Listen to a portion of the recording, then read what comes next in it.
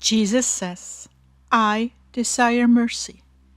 Be my example and show them my mercy. September 20th, 2015. Words from Jesus through Sister Claire, spoken by Jackie. Claire began, The Lord is with us, dear heart dwellers. Tonight's worship went a little different than normal. I've been absolutely mesmerized with the sound of the crickets out here. They're just beautiful. Tonight I went outside under the huge cottonwood, sitting with my dinner in the dark, resting in the rhythm of crickets. Oh, they are so beautiful, and it is such a sweet repose out here.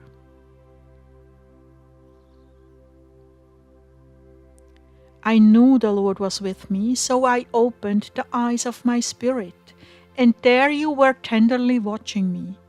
You motioned to my food, Eat your dinner. I had lost interest in my food, but my heart longed to beat inside of yours. So you pulled closer to me, and I rested on your heart and slipped into an awareness of who you truly are, the one who holds our universe together and gives me breath. And I was just so overwhelmed with that reality, and that you would take the time just to be here with me, a speck of dust in the scheme of things. And yet I'm very much a person, Claire. Yes, I know you are also a person. This is beyond understanding. A person, yet the one who created and maintains the universe, and who knows how many other universes. How do you reconcile that? My human mind can't. I'm caught up into a sweet and powerful contemplation of your being. Something you will never fully understand, my love, but something you will always partake from the fullness thereof. Is it not written, through him you live and move and have your being? And yet my being is constantly overflowing unto you, my bride.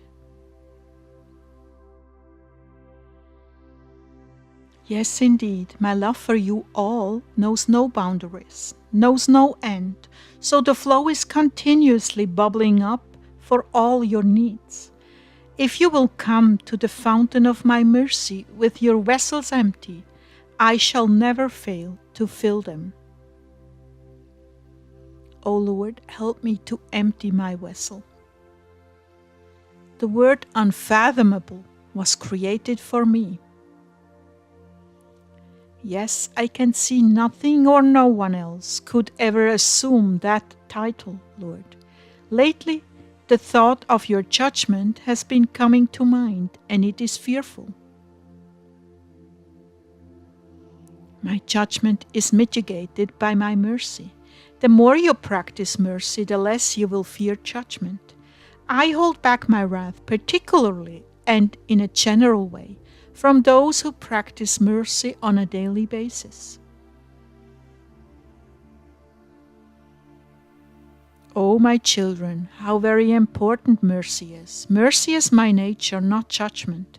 But because of the hardness of men's hearts, in order that the universe should remain, judgment had to come forth. But understand, I took that judgment upon myself at the cross, so those of you who are under the blood would not be condemned. Nevertheless, man has a way of continuing on in his foolishness, and for that I dispense my mercy according to how they gave others that break from criticism and judgment. If you were harsh and dictatorial in your lifetime, you have much to fear at my judgment. If you did violence to your vindictive, resentful streaks and fostered mercy instead, it will go well with you. Not that anyone should presume on my mercy in order to fulfill the lusts of the flesh. That will not be tolerated. But in all things I look at the frailty of the vessel and act accordingly. Some of you have given up a great deal for me and for your brothers and sisters, Some of you selfishly withhold and have withheld from your brothers and sisters. Lord, I know I have done that.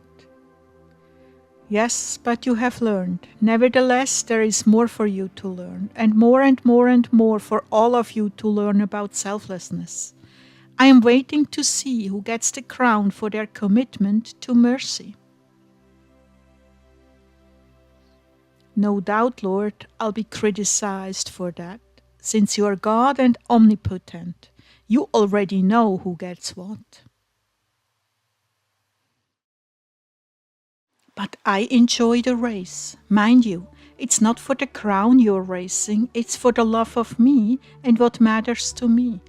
I watch this race with great joy, and my angels are always picking you up when you fall and helping you to carry on all the way to the finish line. I want you all to capture my heart with your mercy. I want you all to resemble my Father in His mercy.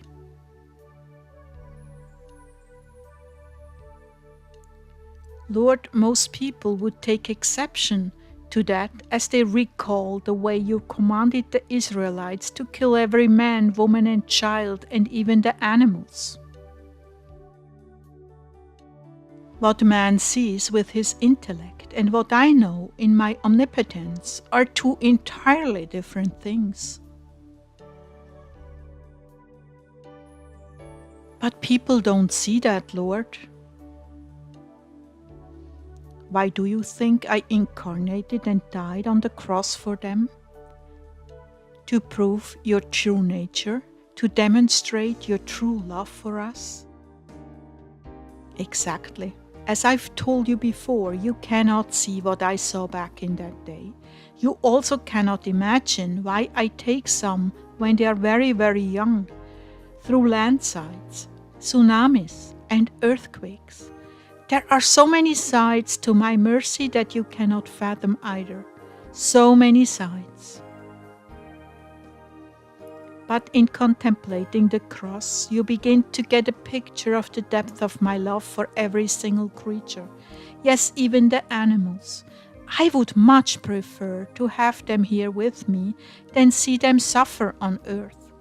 I would much prefer to have the little children and babies of third world countries here with me than on your earth.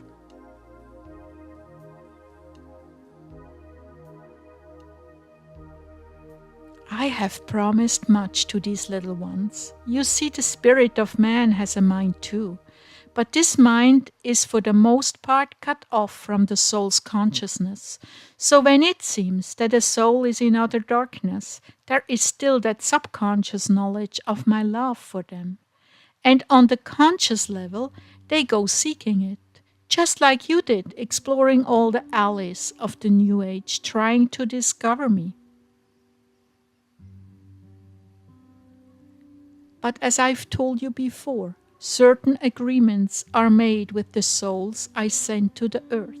Yes, certain agreements, and they walk out their appointed course until I come for them.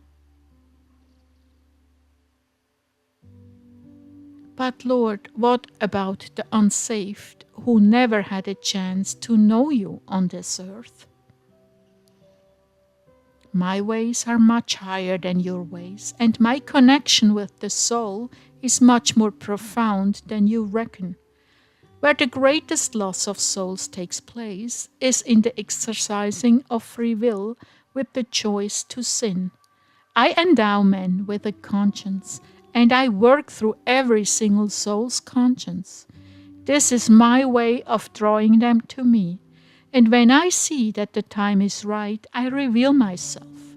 There will be many surprises in heaven, my love.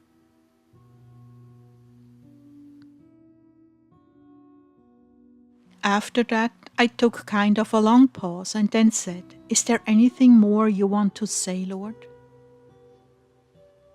Oh yes, there is much, much more.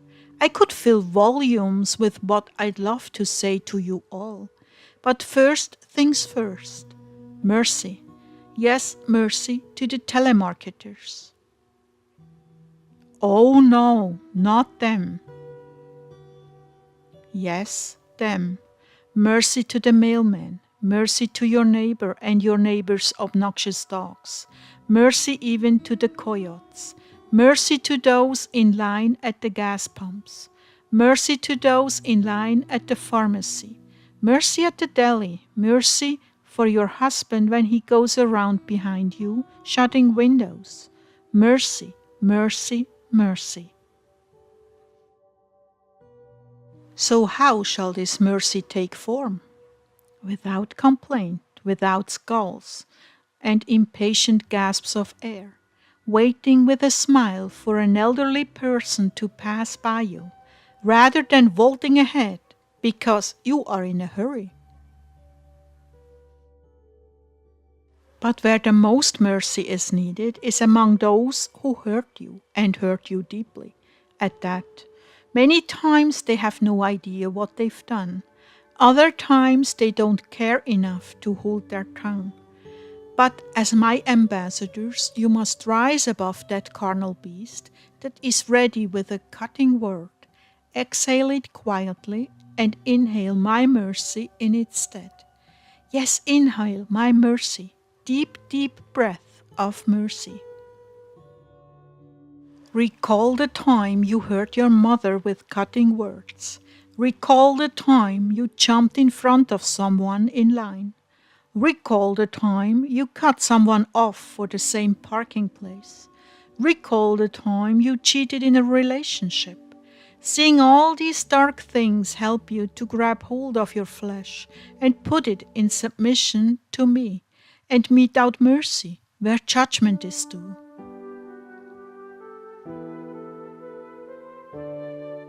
Confound the world with your love and patience, my brides. Leave them stunned at the depth of your kindness.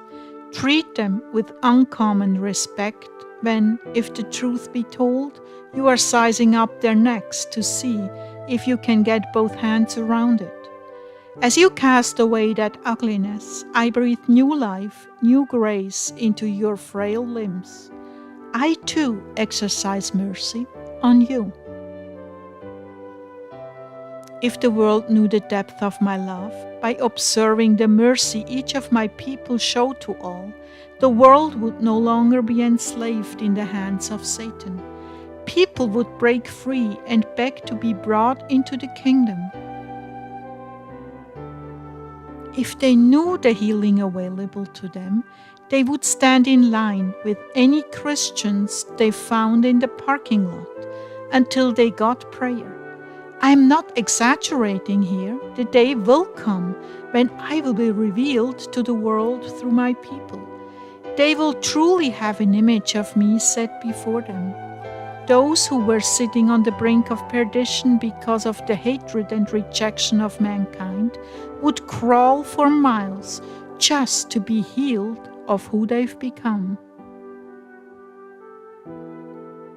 Oh, I have so much more to say about my mercy and how I wish to see it manifest in my people. Write it on your foreheads, stamp it on your hands. Mercy. Then walk out the door and give it to everyone you come in contact with. Come back then and tell me how you feel, how your day went, what was revealed to you. Go and learn what this means. I desire mercy, not sacrifice. For I've not come to call the righteous, but the sinners. And where you once were, they are. So walk tenderly among them and demonstrate my mercy to them. Oh, how blessed you will be if you heed these words. I love you, my people. Go now and love the lost as I love you, and I am with you. Call on me in moments of temptation to give vent to your anger. Jesus, help me, and I will supply.